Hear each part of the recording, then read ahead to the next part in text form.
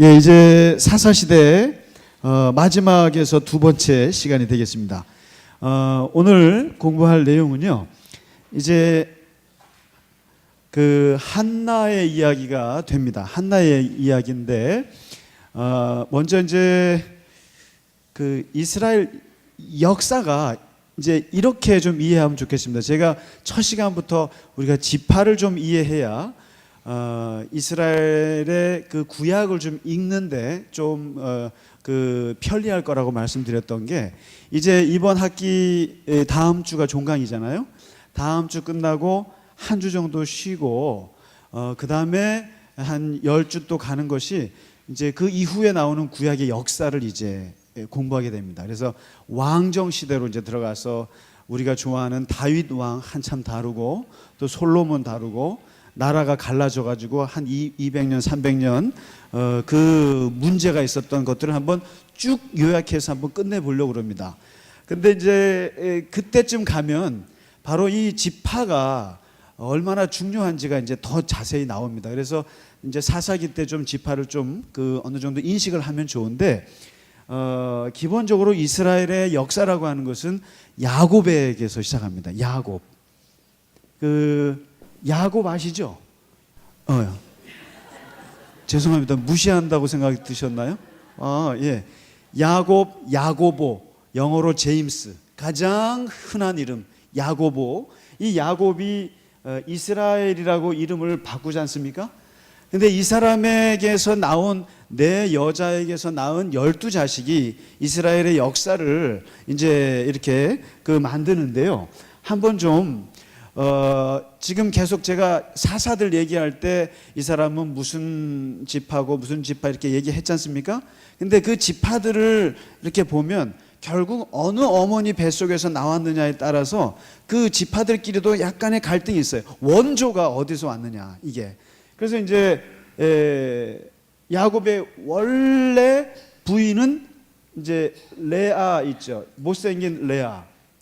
원치 않았지만 할 수 없이 결혼하게 된 첫 번째 부인 레아, 정말 사랑했던 여인 라헬. 이 두 여자의 자식 전쟁이거든요.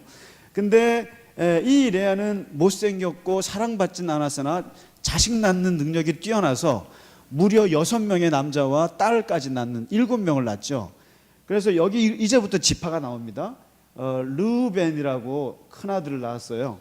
둘째 자식이 시므온이에요. 시므온이고, 셋째 아들이 레위입니다. 이제 이게 나오는 거예요. 레위 지파. 그 다음에 넷째 아들이 유다예요. 그 다음에 나중에 낳은 자식들은 그냥 넘어가겠습니다. 네 아들이 있으면 큰 아들부터 넷째 아들. 그 다음에 이제 이 레아하고 전쟁이 벌어. 라헬이 열받아가지고, 누나는, 언니는 막 애를 5 낳는데 하나도 못 나니까 이 라헬이 뭐 여종을 빌하를 들여가지고 뭐 단도 낳고 납달리도 낳았어요. 근데 그거는 그냥 그냥 첩이 나온 걸로 해서 일단 빼주고요. 실제로 이제 역사에서 그렇게 중요하지는 못해요, 그 지파들이. 그 다음에 이제 그 하나님이 은혜를 주셔서 라헬에게서 낳은 자식이 딱 둘이 있지 않습니까? 근데 이게 대박을 친 거예요. 요셉이라는 아들을 낳고, 그 다음에 베냐민을 낳습니다. 베냐민을 낳다가 죽습니다. 그래서 이제 이 지파는 12지파가 뭐 그 외에 이제 몇 개가 더 있어요. 레아의 그 종이었던 실바가 낳은 자식이 아마 단과 납달리 뭐 있어요. 한번 들어보시면 좋겠습니다. 라헬이 이게, 저는 아직도 이거 못 외우겠어요. 이게 뭐 남의 남자 첩 외워보면 뭐 하겠습니까? 근데 이게 시종이죠. 첩이라고도 할 수 없어요. 이 당시에는 그냥 아이 낳는 씨바지예요. 그야말로 그렇게 해서 했는데, 빌하가 갓과 아셀, 이렇게 하면 이제 12명이 됩니다. 되는데 중요한 건 이 4명이에요. 여기 4명. 그 다음에 여기 이제 나중에 또 자식을 또 낳는데, 이 레아가 대단합니다. 이사갈과 스불론. 그러니까 무려 6남자를 낳습니다. 낳는데요. 실제로 이제 요 레아가 낳은 4아들, 그 다음에 라헬이 낳은 요셉과 베냐민, 그리고 요셉이 두 아들에게 지파를 주잖아요. 그게 바로 그 유명한 에브라임. 깐족거리기 잘한다 그랬죠. 에브라임, 그 다음에 므낫세. 이 므낫세가 형인데 그만 할아버지 저 야곱이 이 둘째 아들한테 손을 얹는 바람에 에브라임이 장자권을 얻게 되는 아주 묘한 거였죠. 그래서 결국 이렇게 지파들이 나오는데요. 이제 보시면 이 큰아들 루벤이 아버지의 장자권을 받아야 되는데 얘는 무슨 실수를 하냐면 참 착한 사람이에요. 참 착하고 요셉을 팔 때 요셉을 죽이지 말자고 말렸던 사람이 루벤인데 얘는 착하긴 좋은데 성적으로 이 실반지 비란지 하여튼 그 새어머니랑 침상을 더럽혔어요. 아버지에게 아주 치명적인 상처를 준 게 큰아들이에요. 그래서 얘는 이거 안 돼요. 이 장자권에서 벗어났어요. 루벤 착하기 이를 데 없으나 너는 나의 아버지의 침상을 더럽혔기 때문에 안 돼. 둘째 아들 시므온이 가야 되는데 이 시므온하고 레위는 성격이 굉장히 포각스러워요. 과격해요. 그래가지고 야곱의 딸 디나가 세겜 땅으로 이사 왔을 때 동네 구경하러 갔다가 성폭행을 당합니다. 성폭행을 당해서 얘가 그냥 울며 들고 들어올 때 이걸 보고 열받은 친구가 시므온과 레위고 이 두 친구가 그 족속에 가서 전부 다 그냥 죽여버리는, 그렇게 해서 아버지 입장을 아주 곤란하게 만든 두 아들입니다. 시므온과 레위. 그래서 얘네들도 장자권을 잃어버려요. 그래서 이 야곱의 장자권이 누구에게 가냐면은 누구한테 갈 것 같으세요? 요셉이요? 유다한테 갑니다. 유다. 그래서 이 유다라고 하는 사람은요, 한번 제가 따로 시간을 좀 공부해도 좋을 사람이에요. 참 가슴 아픈 사람이에요, 이 사람이. 그리고 이 사람이 정말 그 아버지의 편애를 너무너무 견디기 힘들어서 요셉을 정말 죽이고 싶었던 사람인데 죽이지 말자고. 근데 팔았잖아요. 그리고는 그 요셉 때문에 아버지 야곱이 밥도 안 먹고 맨날 우니까 그거 꼴 보기 싫어가지고 집을 가출한 친구가 유다예요. 그래서 그냥 아버지 싫고 형제도 다 싫고 도망가가지고 이방 땅에 가서 이방 여자랑 그냥 하룻밤 자고 결혼해갖고 애 셋을 쫙 낳았잖아요. 그런데 어떻게 됩니까?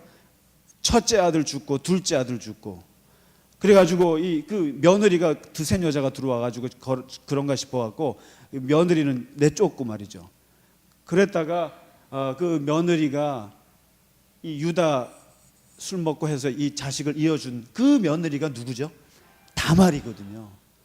그래서 이렇게 해서 두 아들 잃고 며느리하고 동침을 해서 자식을 낳아서 이러면서 이런 걸 겪으면서 나중에 아버지가 요셉을 잃었던 심정을 너무나 가슴 깊이 절절하게 느꼈던 사람이 유다였고, 유다가 그 요셉 국무총리 앞에 그 쌀 구하러 갔을 때 베냐민을 포로로 요셉이 잡아놓잖아요.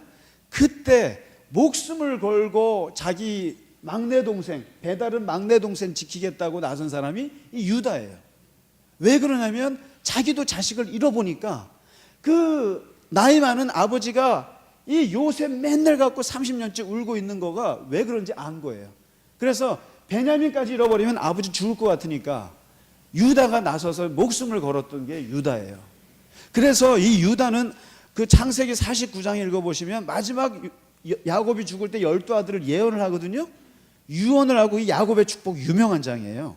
거기 보면 12지파 하나하나를 축복하고 예언하는데 요셉 다음으로 좋은 칭찬을 받았던 사람이 유다입니다. 유다가. 왜냐하면 이 친구는 인생에 아주 쓴맛을 다 본 사람이에요. 기가 막힌. 그래서 이 장자권이 유다에게 가고 결국 이 유다가 실제로 출애굽할 때 모세 때 가장 많은 그 인구를 가진 게 유다 지파입니다. 유다 지파 7만 5천 명입니다. 7만 5천 명. 대단하죠. 근데 이 시므온 지파 같은 경우도 랭킹 2위였거든요. 광야에서 출발할 때. 그런데 이 시므온에는 족장 시므리라는 이상한 사람을 만나가지고 우상 숭배하는 사람의 70%가 없어지는 아주 이상한 지파가 됐죠. 아무튼 그렇습니다. 그다음에 이 요셉이라고 하는 게 에브라임과 므낫세 이렇게 이제 했고요. 그다음에 중요한 게 베냐민이죠. 그러니까 이스라엘 역사에서 이렇게 보시면 결국에 제일 눈에 띄는 게 유다 지파예요. 왜냐하면 유다 지파에서 다윗이 나왔고 이 다윗에게서 예수님이 나왔기 때문에 이스라엘은 유다. 그래서 유대인이라고 할 때 바로 이 이름입니다. 그러니까 결국 이스라엘을 대표하는 사람은 유다예요. 유다이고 그다음에 굉장히 많이 나오는 지파가 결국에는 베냐민 지파죠. 결국 이게 지금 야곱의 두 여자 사이에서 낳은 자식들이 다 주름 잡습니다. 그러니까 라헬이 낳은 자식이 둘인데 이 베냐민, 여기서 누가 나옵니까? 이스라엘 초대 왕이 나오죠. 다음 주에 공부할 때 사울 왕이 베냐민 출신이고 그다음에 우리가 사도 바울이 베냐민 출신입니다. 그리고 인원은 제일 적지만 하여튼 여기서 똑똑한 친구들 많아요. 베냐민 지파에.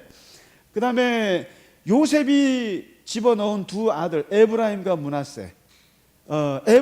에브라임이 배출한 최고의 인물이 누군지 혹시 아세요?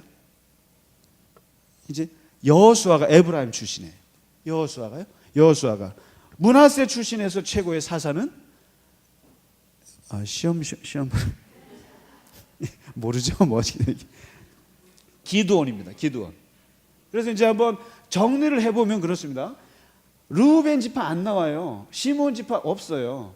그 다음에 이제 이 레위 지파가 이제 문제는 이 레위라고 하는 사람이 이 레위가 사실은 그 저 동네에 그 저 자기 동생 그거 성폭행했다고 나가서 죽여서 아버지한테 찍혔잖아요. 근데 이 레위가 언제 회복이 되냐면 모세 때 이 레위 지파가 일어나요. 레위 지파가 모세가 어느 지파입니까? 레위 지파죠. 레위 지파고 아론이 레위 지파고 미리암이 레위 지파고. 그래서 사실은 이제 출애굽의 40년 역사는 누가 주름 잡냐면은 레위 지파가 주름 잡죠. 레위 지파가. 그래서 이 모세가 이제 모세 때문에 이제 레위 지파가 주름 잡는데 이제 한번 보실까요? 예, 사무엘상을 들어가 보시죠. 사무엘상. 이제 이런 배경을 좀 가지고 사사기의 12명 중에 그 소사사들은 빼고요. 한번 보시면 온니엘 있지 않습니까? 1대 사사.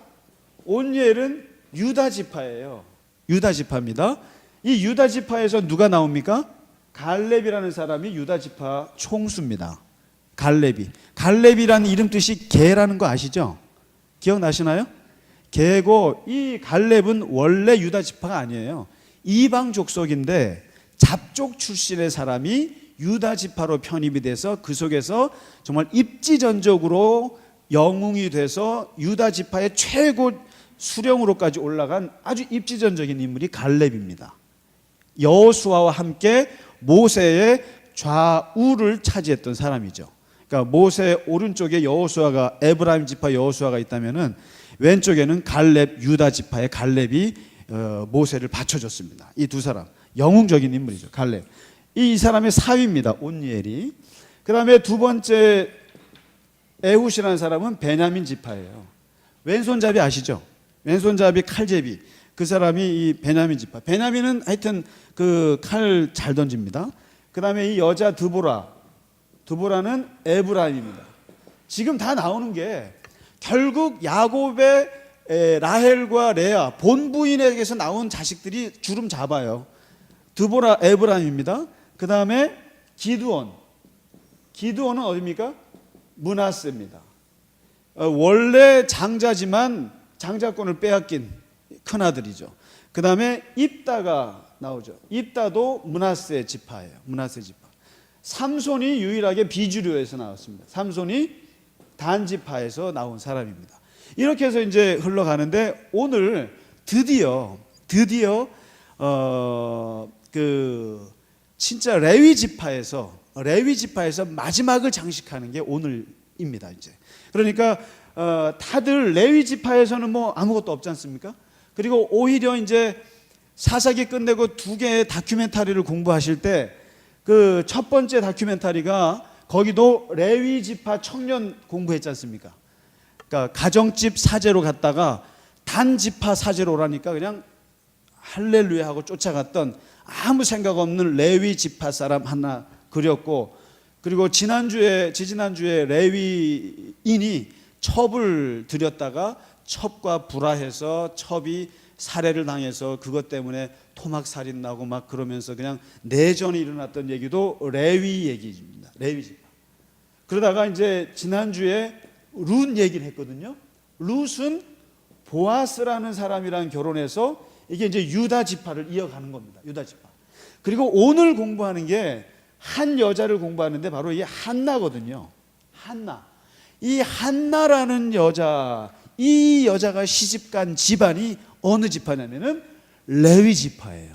레위 지파. 한번 보실까요? 사무엘상 1장. 이게 이제 그 엘가나라고 하는 남자가 나오는데 딱 성경을 얼핏 보면 이 엘가나라는 남자가 에브라임 지파인 줄 착각을 합니다. 그렇게 보이시죠? 읽어보시면 에브라임 사람, 이러니까 에브라임 지파인 줄 아는데 에브라임 집 그 산지에 사는 레위 사람이에요. 이 사람이요. 그리고 여기 보시면은 여로함의 아들이요 엘리후의 손자요 도후의 증손이요 수베의 현손이더라. 이렇게 소개하면 이게 무슨 말인지 아시죠? 가문이 좋다는 뜻이에요. 그래서 성경에서 이렇게 그 사람 소개할 때는 두 가지로 소개하는데, 있는 집안 자식들은 다 부모님 이름이 나옵니다. 그래서 부모님 이름으로 소개하면 이 집안이 뭐가 뼈대가 있구나 이렇게 생각하시면 되고, 뼈대도 없고 아무것도 없는 집들은 뭐가 나오면 어느 지방 사람이다 이렇게 나오죠. 그러니까 이제 저를 소개할 때는 항상 강원도 저 대관령 출신의 김상기다 이렇게 얘기하지, 김상기의 아버지는 뭐였고 이런 게 없어요. 뼈대가 없어요. 우리 아버지는 뼈대가 없으니까. 그러니까 성경도 똑같습니다. 지역을 소개해서 나오면은 볼 게 없구나 집안에. 근데 이제 이 사람은 대단한 집안인 거예요. 아버지 나오죠, 할아버지 나오죠, 증조 할아버지 나오죠, 고조 할아버지까지 나오죠. 그러니까 이 집안이 세종대왕 때 영의정을 했구나 이런 거죠. 쉽게 말하면 이런 집안인 거예요. 그러니까 이렇게 소개 나온다는 얘기는 굉장히 집안에 뭔가 내력이 있다는 집안이고, 이게 지금 레위 지파의 사람인데, 이 엘가나라고 하는 사람이 레위인으로서는 해서는 안 될 걸 해요. 그게 뭐냐면은 일부 일처를 깹니다. 그러니까 마치 지금 이제 우리가 지지난주에 공부했던 것처럼 그 레위인이 첩을 뒀지 않습니까? 근데 이 엘가나도 첩인 듯 아닌 듯한 느낌이에요. 그런데 이제 그러면은 한나가 첩이냐 본부인이냐 그랬을 때 우리가 이제 상상하는 것은 그겁니다. 한나가 먼저 들어왔고 애를 못 낳으니까 분인나, 둘 다 나자로 끝나는 아주 남자 취향도 아주 이상한 취향인 것 같아요. 그러니까 한나가 본부인인 것 같아요. 그런데 이제 애를 못 낳으니까 분인나라는 여자를 해서 그냥 부릴 듯 애를 낳은 거예요. 그냥 애를. 그래서 했는데 이 분인나는 애를 쑥쑥쑥 낳습니다. 낳고 한나는 애를 못 낳으니까 이제 문제는 여러분 아시잖아요. 성경에서 두 아내가 자식 전쟁을 벌인 케이스가 아브라함의 부인 사레와 하갈. 결국 하갈이 쫓겨났죠. 자식 낳고 쫓겨났고, 그 다음에 또 어느 경우가 있는지 아세요?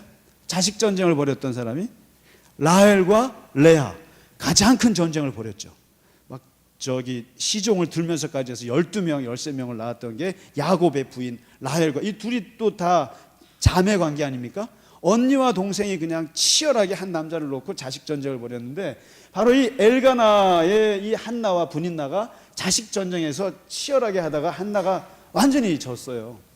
그래가지고 이 분인나는 그냥 사랑은 못 받았지만 한나를 향해서 자식을 갖고 밀어붙인 거예요. 갖고 매일 스트레스를 줍니다.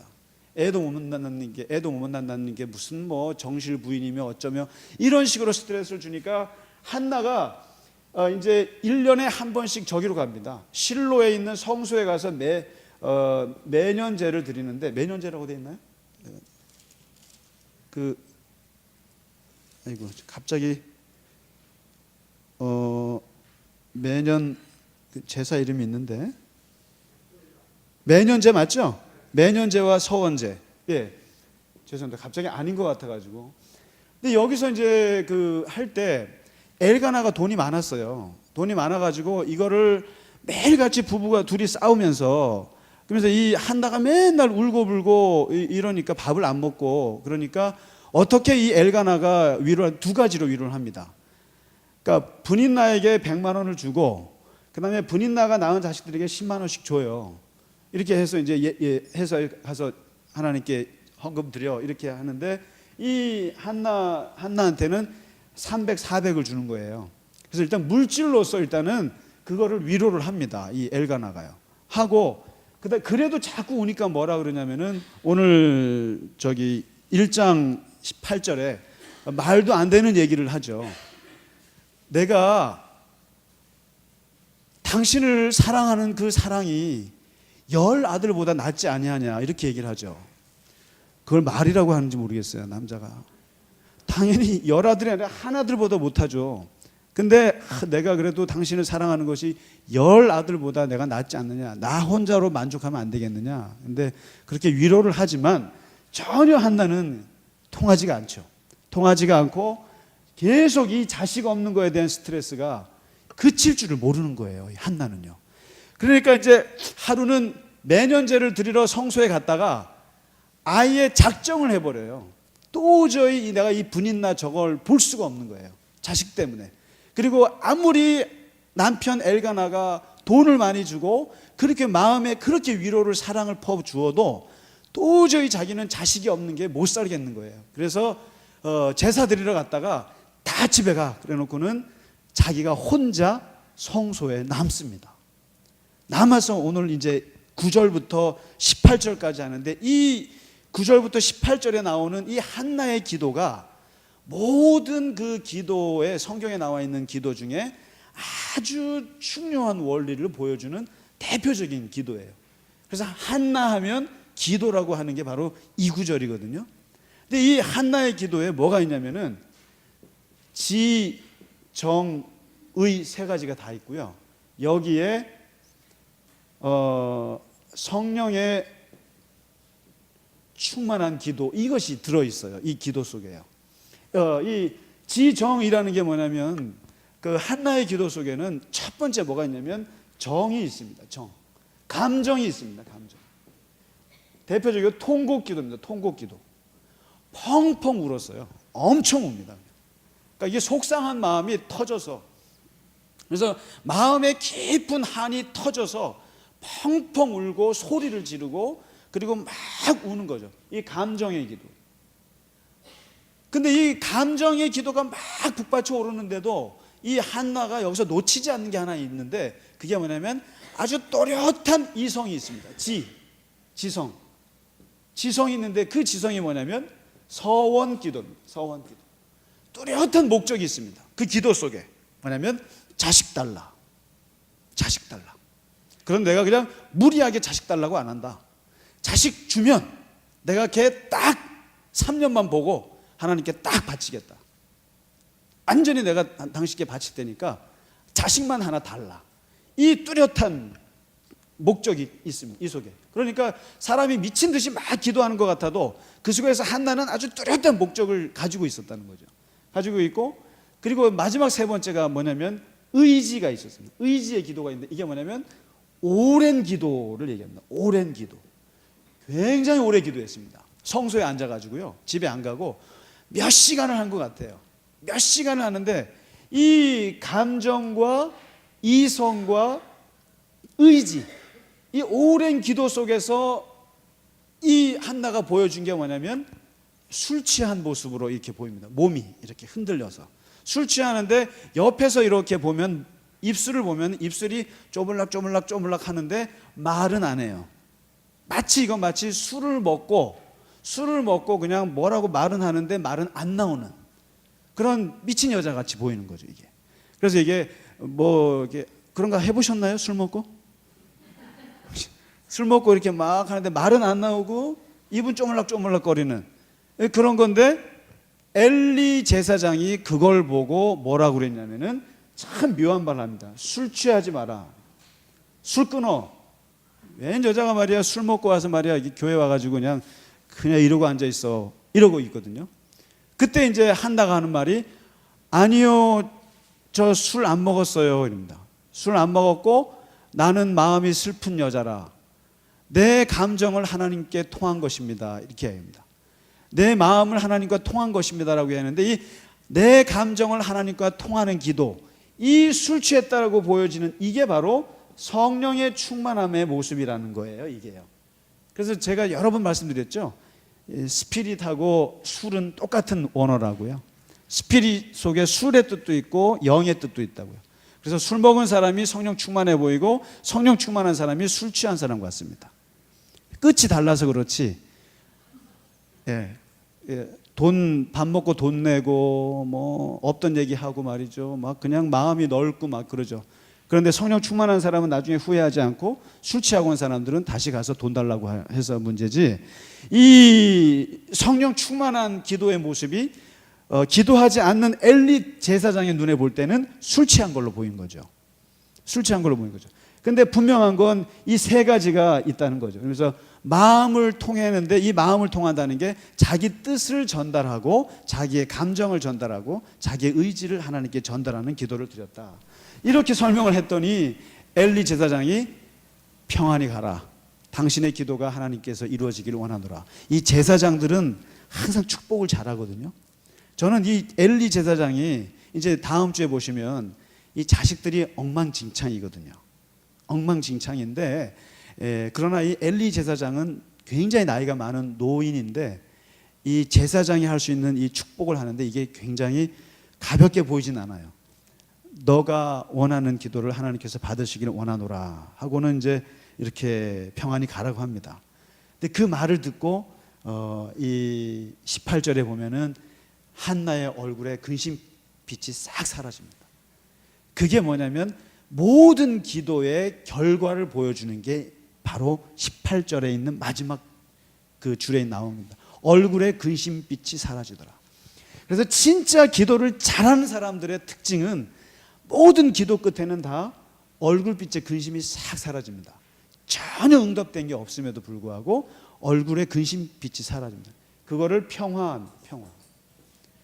그래서 모든 기도의 열매는 평안한 얼굴로 나타나는데 한나가 그냥 아까 왔을 때하고 전혀 다른 얼굴로 이제 돌아가거든요. 그리고 나서 이제 역사가 벌어져서 자식을 낳습니다. 낳았는데 그 낳은 자식을 낳고 나니까 애가 너무 예쁘니까 이름을 뭐라고 지었냐면은 기도해서 얻은 자식이라는 뜻입니다. 자식. 이게 사무엘이라는 뜻입니다. 사무엘. 엘이 이게 하나님이잖아요. 하나님께 기도했다 뜻입니다. 하나님께 기도했노라. 사무엘. 혹시 손자 또 늦둥이 낳으시면 사무엘로 지으셔도 괜찮습니다. 권사님 기도해서 낳으시면 사무엘. 기도해서 낳은 아이란 뜻이거든요. 그렇게 해서 사무엘을 얻었어요. 얻고 나서 갑자기 이 한나의 태도가 돌변합니다. 왜냐하면 하나님께 갖다 바친다고 했던 여자가 갑자기 애를 놓지는 않습니다. 그리고 매년제 올라갈 때 올라가지도 않고 그리고 서원제 갈 때도 가지도 않고 제사대로 올라가지도 않아요. 그러면서 갑자기 애를 딱 안고는 그냥 젖만 먹이고 있으니까 엘가나가 물어보죠. 당신 왜 그러냐고, 마음 바뀌었냐고. 그러면서 왜 애를 바친다고 해놓고 안 바치냐고 그랬더니 유명한 말을 하죠. 오늘 여기 보면 젖될 때까지만 기다리시오. 하나님께 바친다고 해서 애가 분리불안이 있는 애를 그리고 엄마 젖을 먹어야 될 그때 먹이지도 않고 그냥 툭 떼어서 그냥 성전에 갖다 바치면 되는 줄 아냐고. 그게 아니다는 거죠. 그러면서 어차피 얘 평생 살아야 되는데 엄마의 그 스킨십을 느끼고 사랑을 느낄 수 있는 딱 3년만 젖될 때까지. 3년이면 떼나요? 예? 아, 그 전에 떼어요? 죄송합니다. 저는 6살 때까지 먹어가지고 결국 안티프라민으로 어머니가 그냥 바르는 바람에 더 이상 못 먹었습니다. 저는 아직도 기억해요. 그 안티프라민 냄새가 아직도. 그만 좀 먹으라고 그래가지고.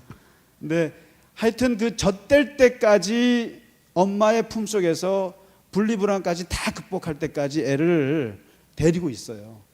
데리고 있고는 이제 그 젖대는 순간 그냥 가차없이 애를 데리고 숫소 3마리 딱 잡고요. 그다음에 그 밀가루 한 에바 한 20리터 되는 거 들고, 그리고 또 뭐지? 예, 포도주 한 푸대 해가지고 제대로 3년 동안 못 바쳤던 거 소를 바친다는 얘기는 부잣집이란 뜻입니다. 소를 바친다는 얘기. 3마리를 바친다는 큰 거거든요. 그거를 3년치를 가지고 그 성소 실로에 가서 제사를 드리고, 그리고 애를 거기다가 완전히 맡기고 돌아옵니다. 그리고 뒤도 안 돌아보고 애를 맡기고 이제 돌아오는 게 나옵니다. 그리고 나서는 2장에 가서 한나가 하나님 앞에 찬양하는 장면이 2장에 쫙 나옵니다. 거기에 보면요, 성경의 모든 찬송의 특징이 여기에 딱 나오는데 뭐냐면 역전시키시는 하나님을 노래합니다. 한나의 노래의 특징은 역전케 하신 하나님. 그래서 보면 용사가 꺾이고 넘어진 자가 일어나고, 풍족한 자가 굶어 죽고, 줄인 자가 배부르고, 임신하지 못한 사람이 7 자녀를 낳고, 많은 자녀를 뒀던 사람이 쇠약해지고, 죽이기도 하시고 살리기도 하시고, 지옥에 빠지기도 하고 지옥에서 건지기도 하시고, 가난하게도 하시고 부하게도 하시고, 낮추게도 하시고 높이기도 하시는 하나님을 찬양하는 게 이 한나의 노래예요. 그래서 이 이스라엘의 우리 모두 신구약을 다 통틀어서 예수님의 말씀도 그렇지만 가장 우리에게 힘을 주는 말씀이 역전의 하나님을 노래합니다. 이게 모든 부분에서 다 가난한 사람이 부할 수 있고, 또 부한 사람이 언제 또 내려올 수도 있고, 이러한 인생의 한 치 앞도 모르는 하나님의 역사를 노래하는데 자기가 그랬으니까요.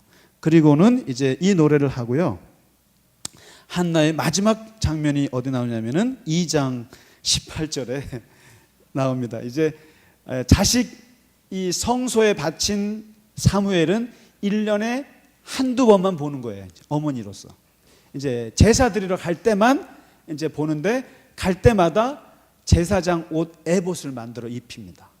그래서 옷 같은 거 만들어 입히고, 그리고 이제 겉옷을 지어다가 하는데, 그 모습이 엘리 제사장 눈에 측은하게 보였나 봐요. 좀 마음이 안 좋아 보였던 것 같아요. 그러니까 아유, 저런 기도해서 아들 얼마나 귀하겠습니까? 낳았는데 그냥 3년 만에 그냥 툭 던져서 말이 그 성전에다 갖다 바치고 이제 그 제사장 수업을 시키는데, 이 엘리가 마음이 좀 측은했는지 20절에 보면 축복을 합니다. 두 번째 축복이에요. 이 엘리가 아무것도 아닌 것 같아도 이 제사장의 축복이 굉장히 중요합니다. 여기서 좀 다른 자식들이라도 낳아서 저 맏아들 저 바친 거 좀 위로라도 하게 해주십시오 하고 축복을 합니다. 그랬더니 그 축복을 하나님께서 받으셔서 자식을 또 낳는데 무려 3남 2녀를 더 낳습니다. 3남 2녀를 낳아서 그 3남 2녀 5남매가 하나님께 갖다 바친 사무엘의 빈자리를 채워주었더라, 이렇게 합니다. 그래서 이게 하나님께 바친 한 아들이 바치지 않은 5 자식의 역할을 했다는 뜻이기도 합니다. 그래서 어떻게 보면 한나는 하나님께 자식 하나 바침으로써 5 자녀를 더 얻었고, 그리고 실제로 또 그 바친 아들이 이스라엘의 가장 위대한 사사로 이제 자리 잡게 되는 걸 보게 됩니다. 자, 다음 주에 그것을 보시도록 하겠습니다. 고생 많으셨습니다. 감사합니다.